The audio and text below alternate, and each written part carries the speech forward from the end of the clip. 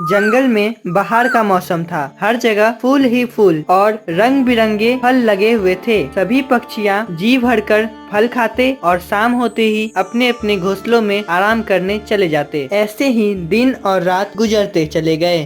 टुनटुनी चिड़िया, यहाँ के फल तो बहुत नरम हैं और हमारे जंगलों के फल तो बहुत सख्त थे। मुझे तो सच मानो यहाँ बहुत मजा आ रहा है। क्या हम यहाँ हमेशा के लिए नहीं रह सकते? नहीं नहीं, ये बहार तो सिर्फ कुछ दिनों के लिए है और जब यहाँ बहार खत्म हो जाएगी तो एक भी दिन गुजारना मुश्किल हो जाएगा।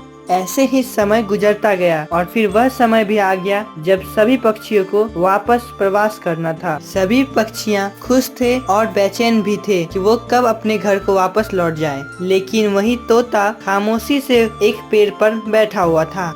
अरे तोते भैया, क्या बात है? हम जा रहे हैं फिर भी तुम खुश नहीं हो, क्यों खामोश होके बैठे हुए हो? टुनटुनी चिड़िया, मैं कुछ कहना चाहता हूँ। शायद आपको मेरी ये बात पसंद नहीं आए, लेकिन मैंने निर्णय ले लिया है। बताओ, क्या निर्णय लिया है तुमने? वो ये कि मैं अब इधर ही रहूँगा। मुझे नहीं जाना वापस अब पूर्वजों के घर में। ये क्या कह रहे हो तुम तोते भैया? यहाँ के मौसम और यहाँ के फल हमारे लिए अस्थायी था। हम इस मौसम के आदी नहीं हैं और न ही ये हम नरम नरम फल हमेशा खा सकते हैं। आप ऐसा मत कहो और हमारे साथ चलो अपने पूर्वजों के घर में। लेकिन मुझे माफ करना, मैं ऐसा नहीं कर सकता। सभी पक्षी तोते को समझाने की कोशिश करते हैं। काफी समझाने के बाद भी तोता नहीं मानता है और सभी पक्षी तोते को छोड़कर वापस अपने पूर्वजों के घर लौट जाते हैं। इधर तोता कहता है, हमारे पूर्वज यहाँ भी तो रह सकते थे। यहाँ कितने नरम नरम फल हैं। हमारे पूर्वजों से भी लगता है गलती हो गई थी, और गलती हुई है तो क्या इसका ये मतलब है कि हम भी इसे कभी सुधारे ही नहीं? यहाँ के फल इतने नरम हैं, जरा भी मेहनत नहीं करनी पड़ती है, सब कुछ बड़े आसानी से मिल जाता है।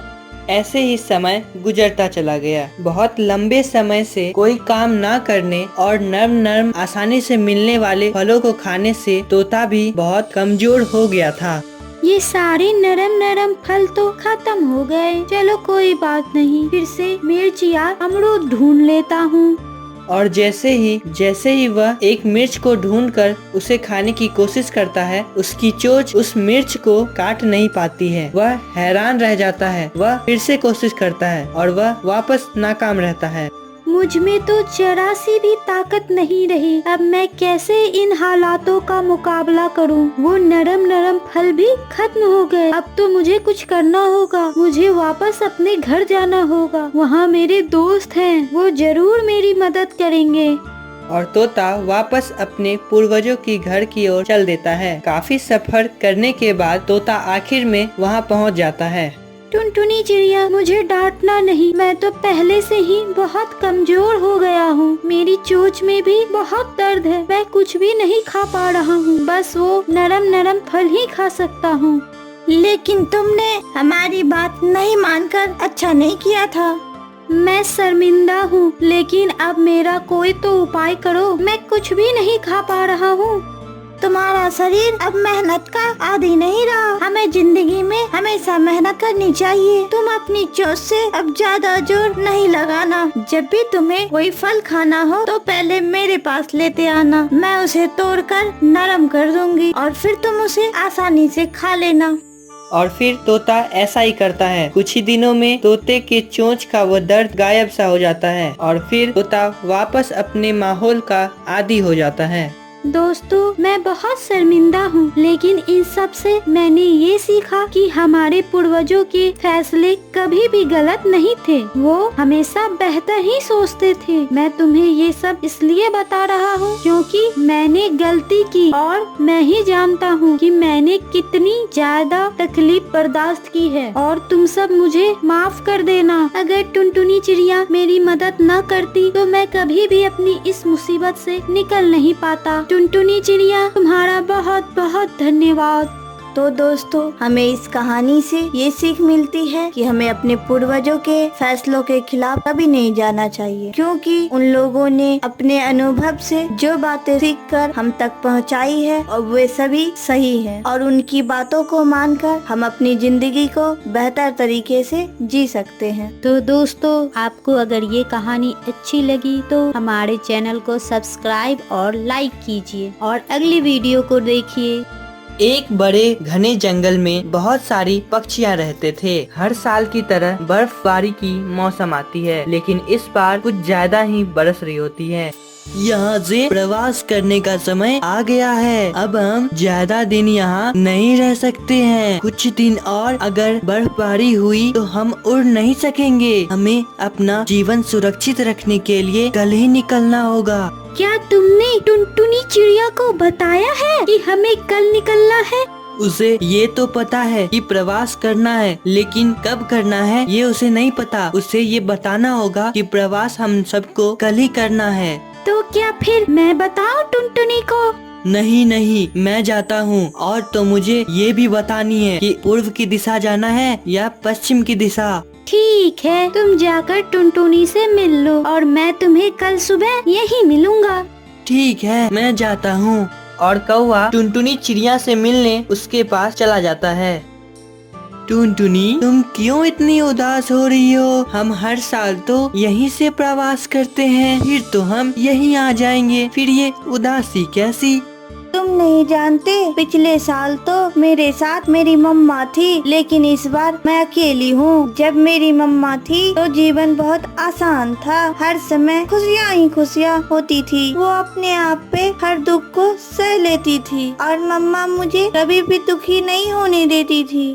टुनटुनी चिड़िया, तुम अपना दिल छोटा ना करो। अपनी माँ की तरह तुम भी सियानी बनो। हर खूबी तुम्हारे मम्मा की जैसे है। मैं तो बस तुमसे ये विचार करने आया हूँ कि हमें किस दिशा में निकलना चाहिए, पूरब की ओर या पश्चिम की ओर। सफर तो सफर ही है, चाहे जिस दिशा में हो। अपना देश और अपना जंगल जब छोड़ ही देना तो दिशा का क्या, जिधर मर्जी उधर चले जाओ। मम्मा कहती थी जब भी तुम प्रवास करो ये सोचकर मत जाओ कि वहाँ रहना आसान होगा। अपनी सोच और अपने आप को हर मुश्किल से लड़ने के लिए हमेशा तैयार रखना चाहिए। बेहतर होगा इस दफा हम लोग पूरब की दिशा में चलते हैं। बाकी तुम सब जो निर्णय लो मुझे भी वही मंजूर है।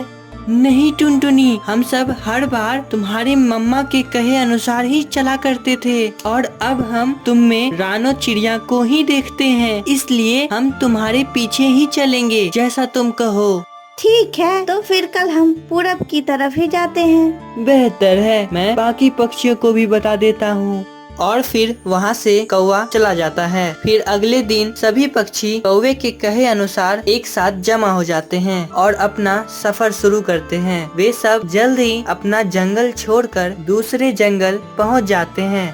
अब हमें थोड़ा सा आराम कर लेना चाहिए।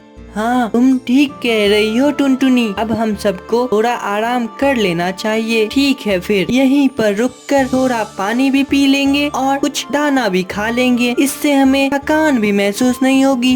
हाँ, मुझे भी बहुत भूख लगी है और थकान भी बहुत लग रही है। चलो थोड़ा आराम कर लेते हैं। सुबह से तो बस उड़े ही जा रहे हैं। सभी पक्षियाँ वहीं पर बसेरा कर लेते हैं और शाम हो जाती है, सूरज ढल जाता है। अब सभी पक्षियों के भोजन करने के बाद कौवा बोलता है, अब हमें यहाँ से उड़ना चाहिए। नहीं, मेरे ख्याल से आज रात हमें यही बिताना चाहिए, क्योंकि अभी हमारी मंजिल बहुत ही दूर है और अंधेरे में हम लोग रास्ता भटक सकते हैं। इसीलिए यही बेहतर है कि हम अपनी रात यहीं गुजारे। ऐसे ही सुबह हो जाती है और सभी पक्षी अगली उड़ान भरने के लिए तैयार हो जाते हैं और फिर उड़ने के बाद जल्द ही अपनी मंजिल को पहुँच जाते हैं। वाह, कितनी अच्छी जगह है। हमें तो पहले ही यहाँ आ जाना चाहिए था। ऐसे ही हमने बर्फ में दिन जाया कर दिए। कितनी मुश्किल से गुजारे थे हमने वो दिन बर्फ में। हम कोई शौक से प्रवास नहीं करते हैं। वो जंगल हमारे पूर्वजों का है और हमारा आखिरी ठिकाना भी वही है। हमें तो बस चंद दिन इस जंगल में गुजारने हैं और फिर अपने घर चले जाना है।